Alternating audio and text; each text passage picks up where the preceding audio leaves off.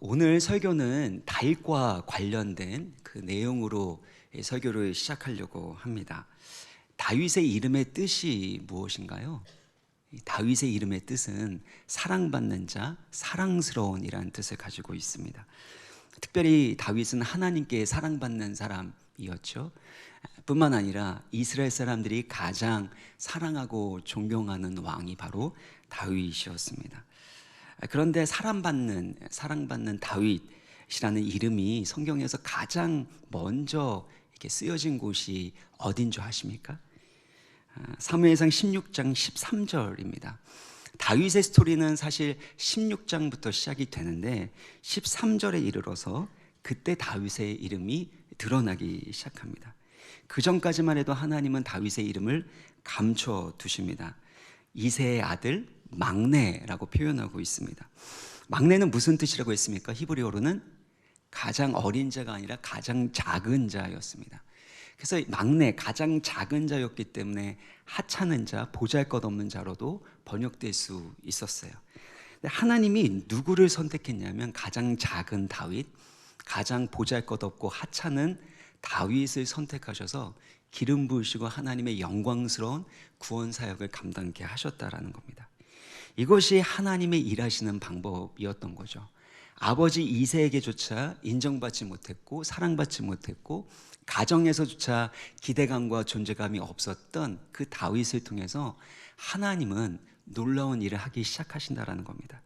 그래서 우리가 우리 자신을 어떻게 바라보든지 아니면 주변 사람들이 나를 어떻게 바라보는지가 중요하지 않다라는 겁니다. 우리 가운데 연약함이 있고 부족함이 있고 심지어 약점이 있다 할지라도, 심지어 나의 부모조차도 나를 인정해 주지 않고 기대하지 않을지라도 우리 주님께서 기대하고 계신다면, 우리 주님께서 은혜로 선택하시면 우리는 이미 특별한 자이고 특별한 하나님의 영광을 위하여 쓰임받게 되는 줄 믿습니다. 그래서 우리의 초점을 어디에 두는가, 이것이 가장 중요한 겁니다. 다윗은 하나님께 사랑받는 자였어요. 하나님께 선택받은 자였다라는 겁니다. 근데 여기서 중요한 것은 뭐냐면요, 선택이 먼저인가 사랑이 먼저인가, 이게 중요합니다. 보통 우리는 가치 있는 뭔가 특별한 존재들을 선택하고 그리고 사랑합니다.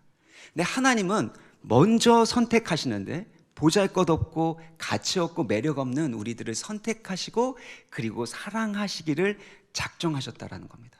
사랑받을 만한 모습이 있어서 선택한 게 아니라, 사랑받을 만한 모습이 있어서 사랑하신 게 아니라, 사랑받을 만하지 못한데 선택하셨기 때문에 끝까지 사랑하신다라는 겁니다.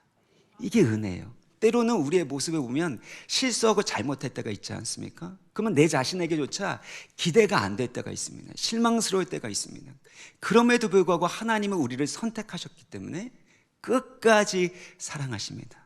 독생자 예수 그리스도를 주실 만큼, 그만큼 우리를 보배롭고 가치 있게 여기기 때문에 결단코 포기하지 아니하시고 끝까지 사랑하시고 우리를 통해서 영광 받아 주실 줄 믿습니다.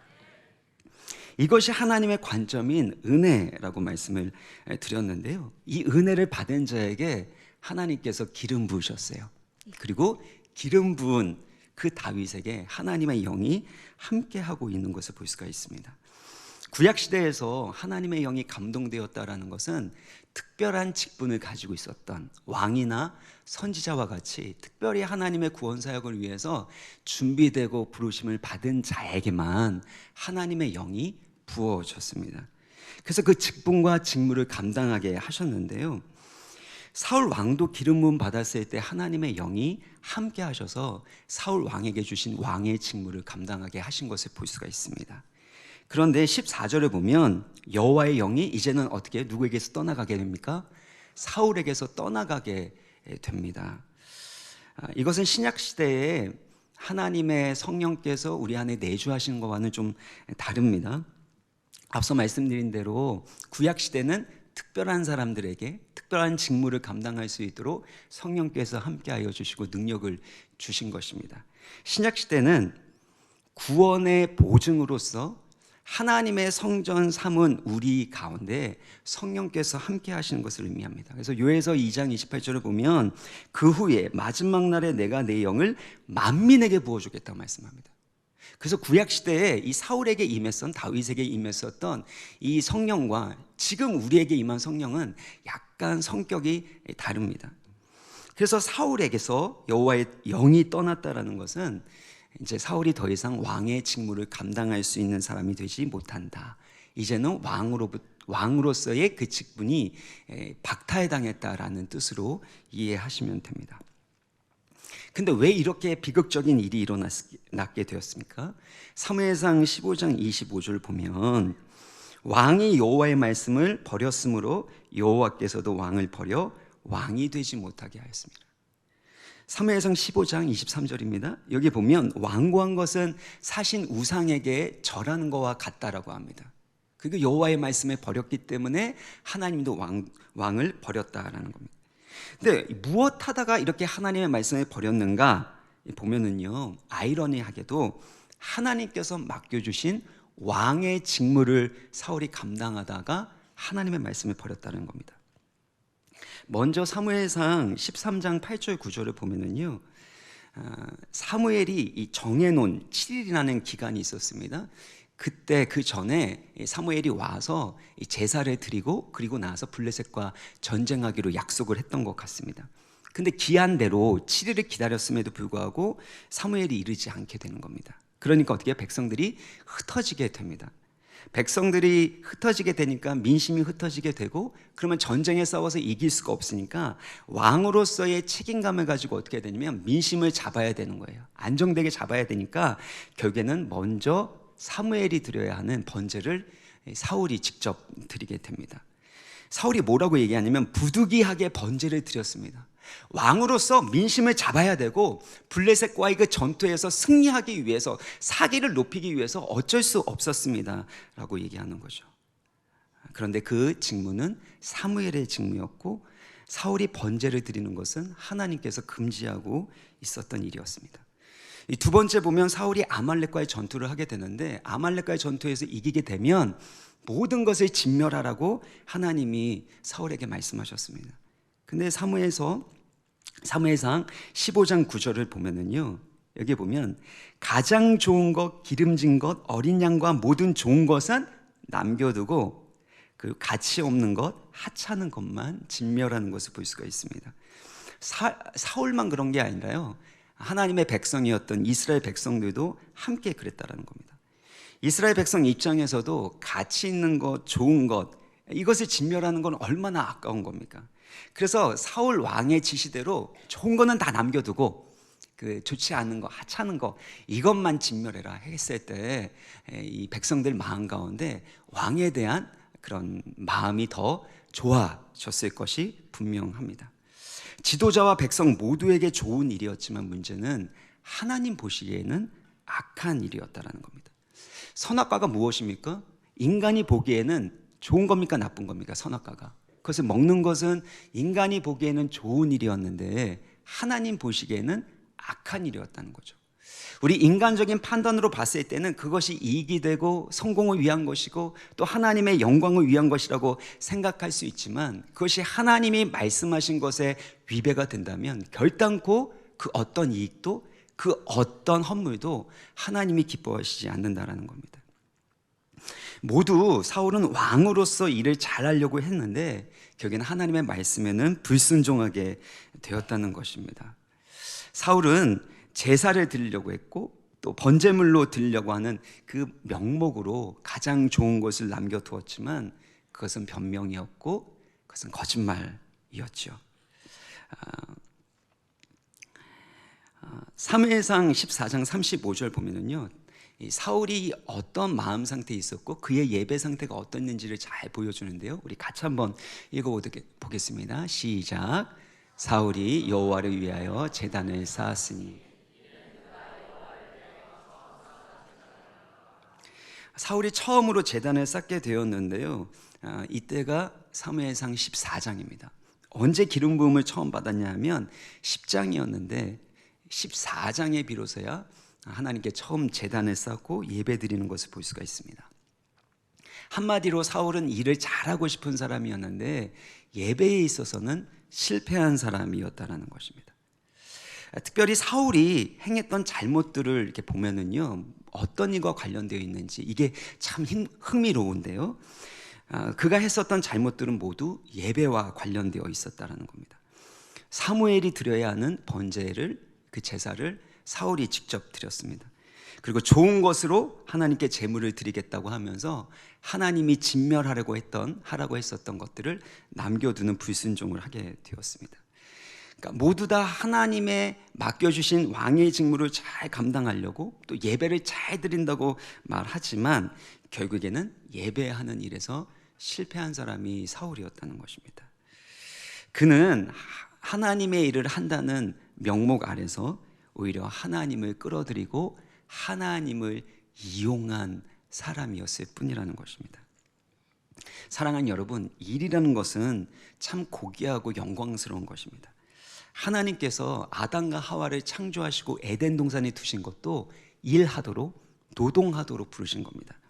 창세기 2장 15절 보면 여호와 하나님이 그 사람을 이끌어 에덴 동산에 두어 그것을 경작하며 지키게 하시고, 아담과 하와를 에덴 동산에 두신 것은 경작하도록 또 지키도록 하기 위한 것이었습니다. 이것은 창세기 1장 28절의 말씀과 관련되어 있는데요. 땅을 정복하라, 바다의 물고기와 하늘의 새와 땅에 움직이는 모든 생물을 다스리라 하시니라. 하나님의 형상대로 지음받은 인간은 하나님의 통치권을 이 땅 가운데 펼치고 나타내는 사명을 받게 되었습니다. 하나님의 대리 통치자로서 하나님의 통치를 실현하고 그분의 뜻이 이 땅 가운데 이루어질 수 있도록 일하도록 부르심을 받은 자들이었습니다. 근데 여기에서 중요한 것은 그런 일에 우선순위가 있었다는 겁니다. 하나님을 예배하는 것보다 그 어떤 일이 앞서서는 안 된다는 것을 말씀하고 있습니다. 만일 예배보다 일이 앞서 나가게 되고 우선시 되어질 때 모든 일은 부패하고 변질될 수밖에 없음을 사울을 통해서 보여주는 겁니다. 사울이 했었던 이 왕의 직무, 더 잘하려고 했었던 과정 가운데서 오히려 하나님 말씀을 어기게 되어집니다. 더 많은 이익을 얻고 민심을 얻게 되고, 그래서 백성들 가운데 더 행복해지는 이들이 일어나겠다라고 생각해서 했었던 일이 결국에는 하나님의 마음을 아프게 하고 거역하는 일을 하게 되었다는 겁니다. 우리가 주의 영광을 위하여 열심히 일하는 것도 중요하지만 결국에 그 모든 일은 예배로부터 나와야 하는 일이라는 겁니다. 성경은 우리가 하고 있는 모든 일이 사실 예배와 관련되어 있음을 가르쳐 줍니다. 창세기 2장 15절 아까 봤었던 이 구절을 보면은요, 경작하다라는 히브리어 단어가 아바드인데요, 이게 섬기다, 예배하다, 일하다로도 표현될 수 있는데 이게 섬기다라는 단어로 사용되기도 하고, 지키다라는 건 샤마르인데요, 관리하다, 지키다라는 뜻을 가지고 있습니다. 근데 이 단어가 어디에 또 사용되냐 하면 레위인들이 성막에서 섬기는 일을 하고 회막 기구를 맡아 지키는 일을 하게 될 때 그때 이 단어들이 사용됩니다. 민수기 3장 7절 8절을 보면은요, 그들이 회막 앞에서 아론의 직무와 온 회중의 직무를 위하여 회막에서 심우하되, 그래서 심우하다, 섬기다라는 것이 아바드고요, 그 다음에 회막의 모든 기구를 맡아 지킨다라고 했을 때 이게 관리하다라는 것이 동일한 샤마르 단어인 겁니다. 그러니까 에덴 동산에서 아담이 했었던 건 뭐냐면 하나님을 예배하고 섬기는 일과 관련된 일을 경작하면서 지키면서 했었다라는 겁니다. 나중에 이제 창세기 말씀을 강의하게 되면 그때 구체적으로 말씀을 드리겠지만 에덴 동산은 하늘과 땅이 만나게 되는 성전과 같은 곳이었습니다. 그리고 아담은 제사장으로서, 특별히 왕이며 제사장으로서 경작하고 섬기면서 하나님을 영화롭게 하는 일을 했었던 겁니다. 그래서 우리가 하는 모든 일들, 왕 같은 제사장으로 하는 모든 일들은 하나님을 영화롭게 하는 일이고, 모든 일들은 결국엔 예배와 관련되어 있다는 겁니다. 그래서 이 주일에 우리가 주일에 와서 이렇게 예배하는 것도 중요하지만 우리의 삶이 예배가 되어야 한다라고 말씀하고 있잖아요. 너희 몸을 하나님이 기뻐하시는 거룩한 산 제물로 드리라고 말씀하지 않습니까? 왜냐하면 왕 같은 제사장으로서 하나님의 직무를 하게 되어질 때 하나님의 형상을 나타내고 하나님의 영광을 나타내고 하나님의 기뻐하시는 뜻이 이루어지는 걸 통해서 하나님을 영화롭게 하는 일을 하라고 말씀하시기 때문이라는 겁니다. 그래서 성경에서 성령 충만하다라는 이 표현이 어디에 제일 먼저 나오냐면 출애굽기 31장 3절에 나옵니다. 하나님의 영을 그에게 충만하게 하여 지혜와 총명과 지식과 여러 가지 재주로 이렇게 표현되어 있는데 부살렐에게 성령으로 충만하게 하셔서 하셨던 일이 뭐냐면 성전을 짓는 일이었습니다.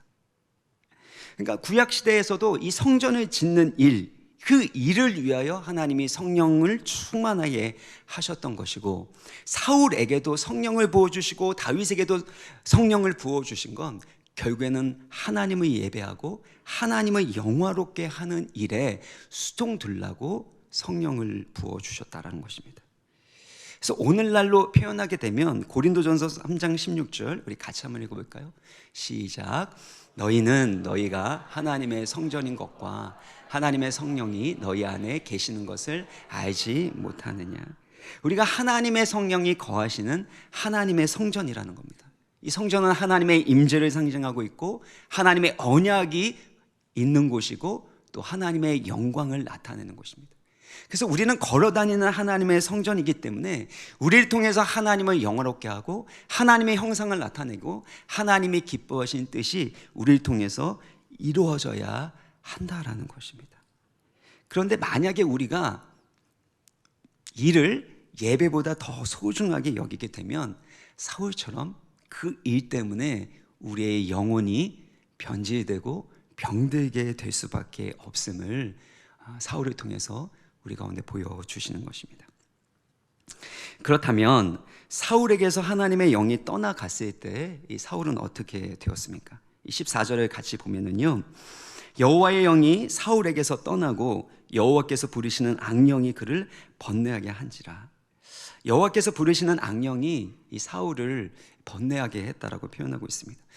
여호와께서 부르신다라는 이 표현은 이렇게 오해할 수가 있습니다. 하나님께서 악령을 보내셔서 그래서 사울로 하여금 고통스럽게 하고 그게 사울에게 악한 일을 하셨다 이렇게 해석하시면 안 되고요. 하나님은 선한 것도 사용하시고 악한 것도 사용하여 주시고 그래서 그 모든 걸 통해서 하나님의 구원의 역사를 이루어 가신다는 하나님의 주권을 보여주고 있는 겁니다.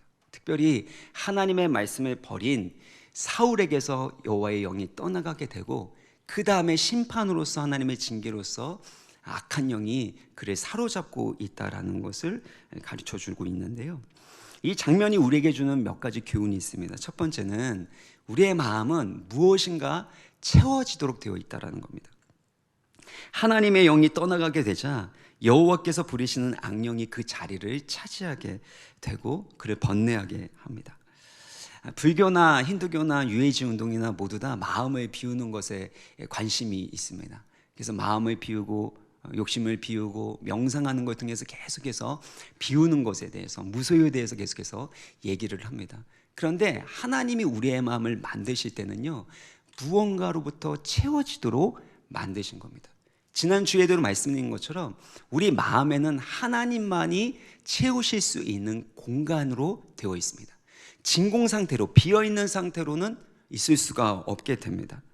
성철 스님이 이 돌을 많이 닦지 않았습니까? 수련을 하고 해서 마음을 비우고 그런 과정 가운데서 어느 설법에 이런 표현을 하죠. 사탄을 초청하고 예배한다는 표현이 나옵니다.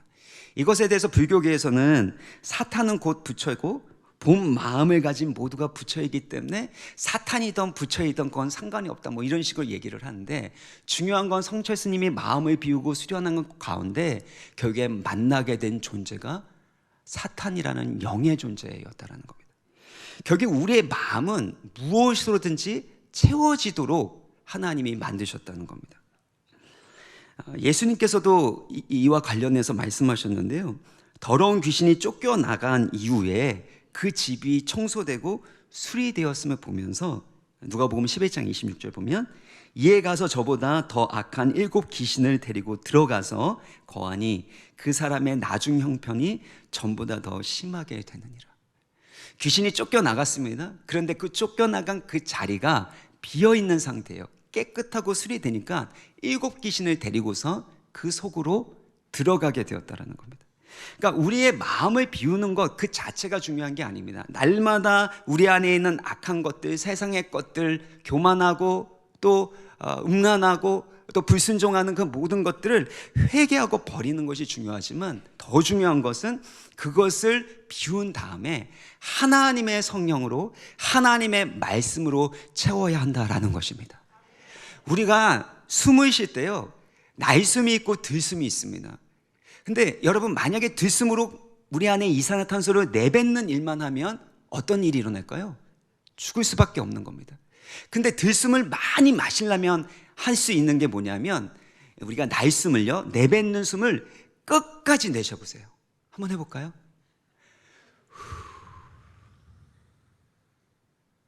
끝까지 할 수 있는 대로 내뱉어보세요. 그 다음에 들어 마셔보세요. 훨씬 더 많이 들어가게 됩니다. 그러니까 우리가 내뱉고 회개하는 이유가 있다면 결국에는 하나님의 성령으로 예수 그리스도로 우리를 충만하게 채우기 위한 것을 믿으시길 바랍니다. 두 번째는요, 악령이 사울 왕을 번뇌하게 했다라는 겁니다. 15절 보면 사울의 신하들이 그에게 이르되 보소서 하나님께서 부르시는 악령이 왕을 번뇌하게 한지. 여기서 14절도 그렇고 15절도 그렇고 번뇌라는 말이 2번이나 반복되고 있습니다.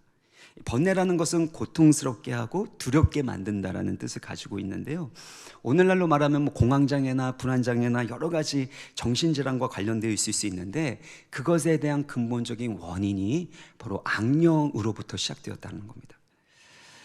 오늘날 우리가 정신질환을 겪는 모든 것들이 이런 악령과 관련되었다라고 생각하시면 안 됩니다. 근데 사울은 특별히 하나님이 보내신 악령에 의해서 그런 정신질환과 공포와 괴로움을 당하고 있었다라는 것입니다. 겉으로는 성공한 왕이었어요. 많은 직무를 처리하는 능력 있는 왕이었지만 그의 영혼은 병들어 있었고 그의 내면 세계는 무너져 버렸다라는 겁니다. 오늘날 이게 TV를 보면은요, 연예인들 이게 부부가 나오고 가정이 나와가지고 정말 인고 부부처럼 진짜 사랑꾼처럼 그렇게 아내에게 하는데 조금 지나고 나니까 이혼하게 되고 또 불륜이 저지르게 되고 그런 일들이 일어나는 것처럼 사울의 화려한 모습, 그 배우에는, 그 속에는 사실은 병들어 버린 영혼이 있었고 무너져 버린 내면 세계가 있었다라는 것입니다. 사울은 예배가 무너졌음에도 불구하고 열심히 일했습니다. 저는 교회 안에 이런 분들이 있을까 봐 정말 무섭습니다. 예배가 무너졌음에도 불구하고 열심히 일하고 봉사하려고 한다라는 것입니다. 성령을 의지하지 않고서도 본인의 생각과 힘을 가지고 하나님의 일을 하려고 하는 사람이 저는 제일 무섭습니다. 성령 충만하지 않은 지도자가 사실은 가장 큰 상처와 어려움을 공동체에 줄 수 있기 때문입니다. 만약에 교회 안에 이런 사울과 같은 모습을 가진 사람이 있다면 그러면 교회는 부흥할 수 없을 뿐만 아니라 결국에는 공동체가 분열되고 깨지게 되는 이들이 일어날 수밖에 없는 것입니다. 사랑하는 여러분, 교회는 일하러 오는 것이 아닙니다. 교회는 먼저 하나님을 영화롭게 하는 예배를 위해서 오는 줄 믿습니다. 성령의 권능을 받아야지만, 성령께서 주시는 지혜와 힘을 얻어야지만 하나님의 일을 할 수 있습니다. 만약에 성령을 받지 않고 성령의 인도하심을 받지 않고 우리 인간적인 열심이 끼어들게 되면 반드시 문제가 생기게 되고 우리가 하고 있는 일이 변질될 뿐만 아니라 우리가 하고 있는 일 때문에 또 다른 사람들이 병들게 되고 우리 자신도 병들 수 있다는 것입니다. 그래서 우리는 사역자이기 전에 하나님을 예배하는 예배자가 되어야 하는 줄 믿습니다. 우리 교육자들도 마찬가지입니다. 제가 다음 주부터는 일부 예배 때 안내 한두 분만 빼고는 다 들어오라고 말씀했습니다. 여러분 일부 예배 때나 다른 예배 때 왜 교육자들이 안내를 안 했나 이런 생각하시면 안 됩니다. 교육자들이 예배에 소홀히 하게 되고 성령 충만한 예배자가 되지 않은 상태에서 신방을 한들 사역을 한들 그것을 통해서 어떤 능력이 나타날 수 있겠습니까? 우리 교육자가 먼저 하나님을 예배하는 성령 충만한 예배자가 되게 하여 주옵시고, 그래서 모든 성도가 바로 하나님을 예배하는 예배자가 될 때 우리를 통해서 하나님의 생명의 역사가 나타나게 될 줄 믿습니다. 무엇보다도 우리의 내면 세계가 질서 있고 건강해야 합니다. 하나님의 일을 그래야지만 기쁘게 능력 있게 평강 가운데 감당할 수 있기 때문입니다.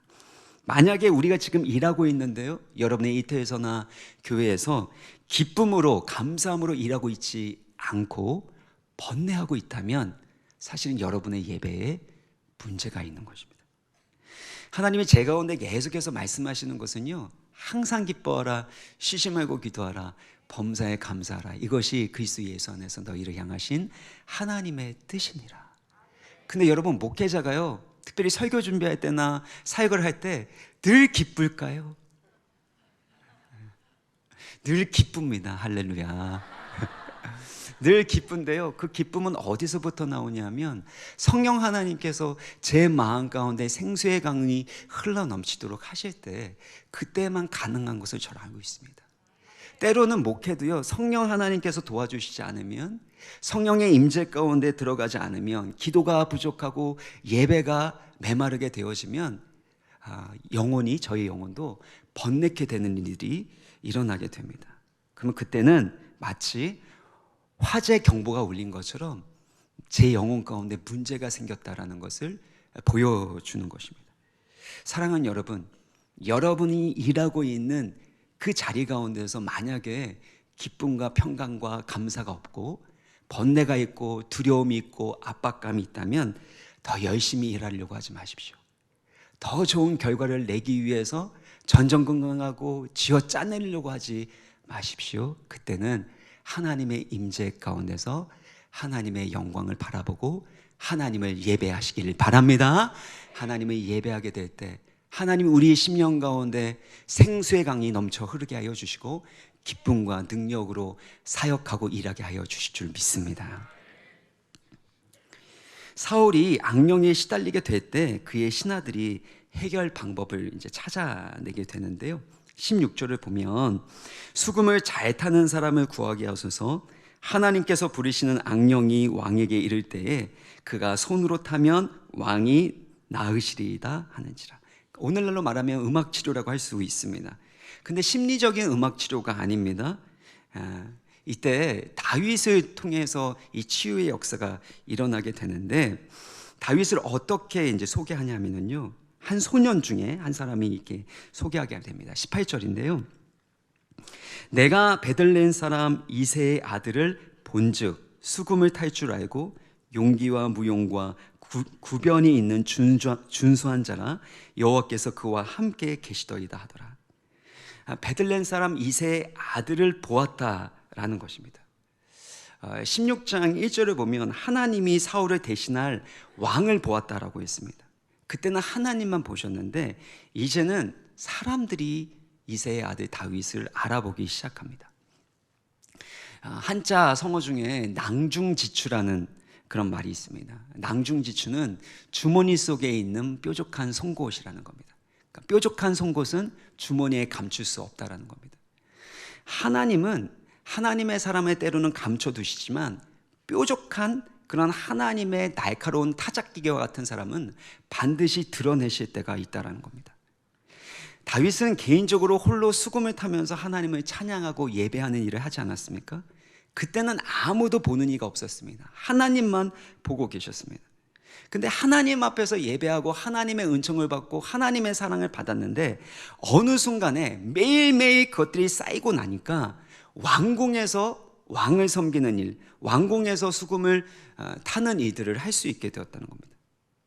이것이 하나님의 원리입니다. 하나님은 처음부터 높은 곳에 세우지 않습니다. 처음부터 큰 무대에 세우지 않습니다.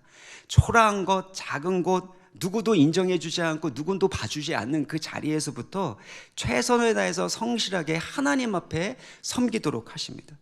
근데 그것이 일상의 생활 안에서 쌓이고 쌓이면 반드시 하나님의 때에 하나님은 들어쓰시고 하나님은 그 일을 통해서, 그 사람을 통해서 하나님의 크신 일들을 이루시는 겁니다. 잠언서 22장 29절 보면 내가 자기 일에 능숙한 사람을 보았느냐? 이러한 사람은 왕 앞에 설 것이요 천한 자 앞에 서지 아니할 것이다. 자기 일에 능숙한 자, 하나님 앞에서 엘리야처럼 다윗처럼 주어진 일들을 성실하게 능숙하게 해나가게 되어질 때 반드시 그 일이 어떤 일이든지 간에 하나님은 그 일을 통해서 일하실 줄 믿습니다. 다윗은 어떤 야심이나 인간적인 계획이나 욕심도 갖지 않았습니다. 하나님이 그의 섭리에 따라서 때가 됐을 때 왕궁으로 들어가게 하셨다는 거예요. 왜 지금 내 가운데는 기회가 주어지지 않는 거지? 나도 다른 사람처럼 이만큼 할 수 있는데 왜 나를 인정해 주지 않는 거야? 말할 필요가 없습니다. 우리가 하나님 앞에서 신실한 예배자가 되고 하나님 앞에서 일상의 삶에서 최선을 다하게 되면 반드시 하나님은 높인다는 겁니다. 하나님의 능하신 손 아래서 겸손하라. 때가 되면 너희를 높이시리라. 하나님의 능하신 손 안에서 겸손하라. 때가 되면 너희를 높이시리라. 그래서 다윗의 이 이력서가 18절에 다시 나오는데요, 다시 한번 봤으면 좋겠는데, 그는 용기도 있고 무용도 있고 구변이 있는 준수한 사람이었다라고 합니다. 그러니까 용기와 무용이 있고 또 용사고 용감한 군인이었는데 18절이요? 18절인데 근데 무엇보다도 말도 잘하고요. 근데 무엇보다도 여호와께서 그와 함께 하셨던 사람이라는 겁니다. 이것이 중요합니다. 기술도 중요하고 전문성도 중요하고 많은 경험과 경력도 필요합니다. 그래서 청빙하는 과정 가운데서 목회자를 뽑는 데 있어서도 무엇을 봅니까? 이력을 보고 경력을 보고 또 청빙하기 위해서 한 사람 뽑을 때도 설교 듣고 투표해서 그래서 한 사람 뽑은 거 아닙니까? 그런데 그런 인간적인 기준, 인간이 듣고 보는 그것보다 더 중요한 것은 그 사람이 하나님과 함께하는 사람이냐는 겁니다. 하나님의 임재가 느껴지고 하나님의 향기가 느껴지고 하나님의 은혜가 그 사람을 통해서 나타나고 있는가, 이것이 중요하다는 겁니다. 다윗은 단순하게 수금을 잘 타는 사람만이 아니라요, 23절을 보면요, 이 말씀 중요하니까 같이 읽겠습니다. 시작. 다윗이 수금을 들고 와서 손으로 탄즉 사울이 상쾌하여 낫고 악령이 그에게서 떠나더라. 병들고 악령에 시달리고 있었던 왕이 다윗이 수금을 타게 되니까 악령이 떠나가게 되었다라는 것입니다. 하나님이 함께 하시고 하나님의 임재가 있고, 그러니까 다윗을 통해서 성령께서 일하기 시작한다라는 것입니다. 여러분, 사역이라는 것은요, 내가 열심히 애쓰고 막 뛰어다니고 땀내고 이런 것들도 필요하지만 뿌린 대로 거두게 하시는, 땀 흘린 대로 거두게 하시는 하나님의 창조 원리가 있지만 결국에는 하나님이 우리를 통해서 일하셔야 하는 것입니다. 우리가 누군가를 만나서 대화를 나누다 보면 때로는 기도를 받게 되면 우리의 영혼이 살아나는 것처럼 느껴질 때가 있지 않습니까? 마음이 짓눌린 것 같아요. 걱정과 근심이 많아요. 근데 그분하고 얘기를 나누고 난 다음에 마음이 시원하게 되고 그 걱정과 두려움이나 이런 것들이 어느 순간에 사라진 것 같은 때가 있지 않습니까? 누군가가 손 붙잡고 함께 기도하고 난 다음에 마음 가운데 우울은 떠나가게 되어지고 근심과 걱정과 두려움은 떠나가게 되고 다시금 해보겠다는 소망과 새 힘을 얻을 때가 있지 않습니까? 그게 어떻게 가능합니까? 그 사람 안에 역사하시는 성령께서 바로 여러분 가운데 일하셨기 때문이라는 것입니다. 마찬가지입니다. 어떻게 하면 내가 더 선한 영향력을 미칠까 애쓰고 노력하는 것이 중요하지 않습니다. 여러분, 목사로서 은혜 끼치기 위해서 설교 준비하는데요, 은혜 끼치려고 목사가 노력하면 할수록 피가 마릅니다. 여러분, 은혜는 목사가 주는 게 아니잖아요. 설교자가 주는 게 아닙니다. 은혜는 하나님이 주시는 거고 여러분이 받는 것입니다. 그래서 하나님의 영이 저와 함께 하셔서 하나님이 저를 통해서 일하실 수 있도록 제가 해야 될 것은 순복하고 맡겨드리는 거고, 하나님이 여러분에게 말씀하시도록 저는 기도하는 것입니다. 이와 같이 여러분, 우리의 열심과 우리의 노력이 아닌 하나님의 열심과 성령의 권능으로 하나님의 일이 일어나고 이루어지기를 주의 이름으로 축원합니다. 우리가 더 많은 영향력을 미치고 자녀를 바꾸려고 하지 마시고, 자녀에게 영향력을 끼쳤는데 자녀가 달라지지 않는 것 때문에 낙심하지 마시고, 그때마다 내가 하나님의 영향력 안에 더 깊이 들어가고 하나님의 영향력을 더 많이 받게 되면 하나님이 우리를 통해서 그들에게 선한 영향력을 미쳐 주실 줄 믿으시길 바랍니다. 그래서 저는 소원하는 게, 우리를 통해서 우리의 가정 가운데, 일터 가운데 있는 악령들이 떠나갈지어다. 예수 그리스도의 이름으로 찬송하고 기도하고 사랑하고 섬기는 것 가운데 사울에게 있었던 악신이 떠나갔던 것처럼, 주여 우리의 사랑하는 자녀들 가운데, 사랑하는 우리 가족들의 그 일하고 있는 것에, 또 그들의 삶 가운데 그들을 묶고 있고 또 그들을 억누르려고 하고 가로막고 있는 어둠의 세력들이 바로 떠나가는 역사가 일어나게 하여 주옵소서. 우리가 이 믿음으로 나가게 될 때 반드시 하나님이 일하실 줄 믿습니다. 그래서 중요한 것은 하나님과 동행하는 것이고 하나님과 함께하는 것이라는 겁니다. 찬송가 425장 4절, 주님의 뜻을 이루소서, 이 4절을 보면요, 이렇게 부르죠. 주님의 뜻을 이루소서, 온전히 나를 주장하사 주님과 함께 동행함을 만민이 알게 하옵소서. 아멘. 우리 같이 한번 찬양해 보겠습니다. 주님의 뜻을 이루소서, 온전히 나를 주장하사 주님과 함께 동행함을 만민이 알게 하옵소서. 아멘. 이렇게 주님과 늘 동행하는, 주님이 함께하는 다윗과 같은 예배자 되시기를 주의 이름으로 축원합니다. 무엇보다도 우리가 하고 있는 일에서 번뇌와 고통을 느끼는 것이 아니라 기쁨과 감사와 새 힘으로 그 일들을 감당하고 하나님의 생명의 역사와 선한 영향력을 끼칠 수 있는 사명자가 되기를 축복합니다. 사랑하는 여러분, 우리를 통해서 반드시 악령이 떠나가게 되고 하나님의 생명의 역사, 치유의 역사, 자유케 하는 구원의 역사가 일어나게 하여 주실 줄 믿으시기를 바랍니다.